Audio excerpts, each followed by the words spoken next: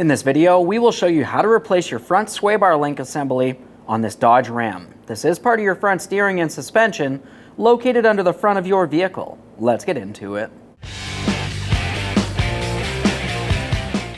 Okay friend, let's get started on our job.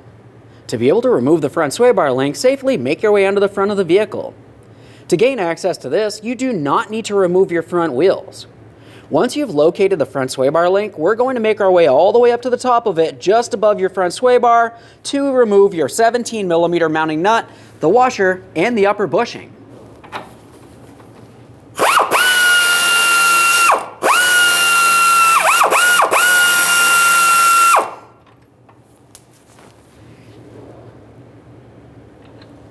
There's our washer. You can tell it's concave. The concave portion makes its way towards that bushing. Slide this off of here. Now that we have all that off of there, let's follow the sway bar link down to its next mounting point. Down in this area, you should find that you have a locking cotter pin you'll need to remove. For that, I'm just going to use some cutters. That's pretty much the easiest way to grab onto these to remove them. Just go ahead and peen that over. We'll pull this out of place. It's common for these to break, especially if they're rusted like this one is. It's okay. Just remove as much of it as possible here. Let's continue with our 17mm to remove the lower mounting nut.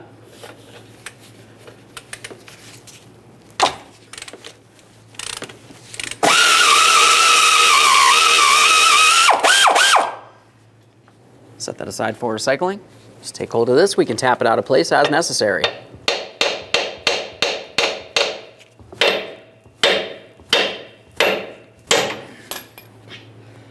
There it is, friend. Okay, friend, it's time for installation of our brand new front sway bar link. Now, once you've completely disassembled the brand new sway bar link, we're going to start with the link and one of the cupped washers. We'll have it so the concave portion is facing upwards towards where the bushing would be. Continuing on, we have our sway bar link bushing. You can see that one side's rounded and one side has a small circular tab protruding up. We'll have that tab facing up towards where the sway bar would be. Continuing on, let's get this in position in comparison to that sway bar. Just go ahead and slide it right up and through that port. Up above the sway bar, you're going to continue on with another one of your rubber bushings. This time we have the circular tab facing down, still facing towards that sway bar. After that, we have our concave washer. We have that facing down towards that sway bar bushing there. And then continuing on, we have our one mounting nut up along the top. Go ahead and start that on, but leave it loose. At this point, you should be able to adjust your sway bar as necessary, up or down. You may need to use a pry bar. Once you have it slid through that lower bracket there, go ahead and start on your mounting nut. The torque for this is 35 foot-pounds.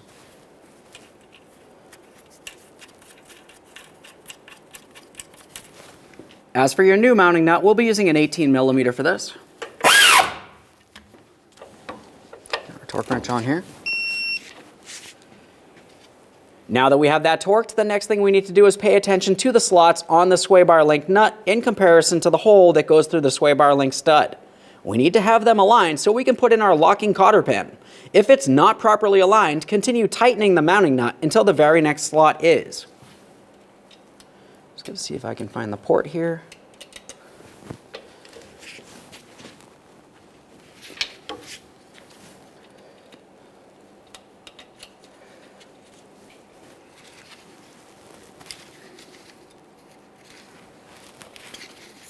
We'll just trim off any excess here. Now, when it comes time to tightening the upper mounting nut here, we're going to be focusing down along the lower shaft of the sway bar link. You're going to find an area that you can use a 16mm wrench to hold the sway bar link from spinning while you continue tightening the mounting nut. When you tighten it, pay close attention to each one of your two sway bar link bushings. We essentially just want to make it so they're touching up against the sway bar, but not necessarily crushed down thin like a pancake.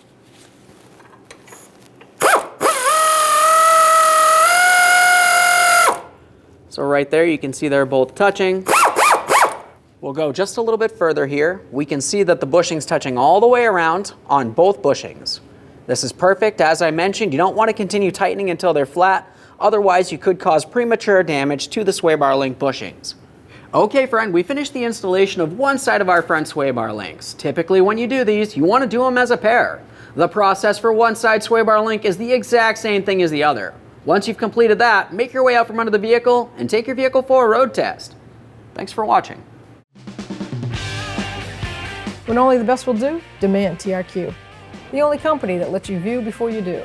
TRQ is committed to offering the highest quality aftermarket auto parts that are engineered for peace of mind.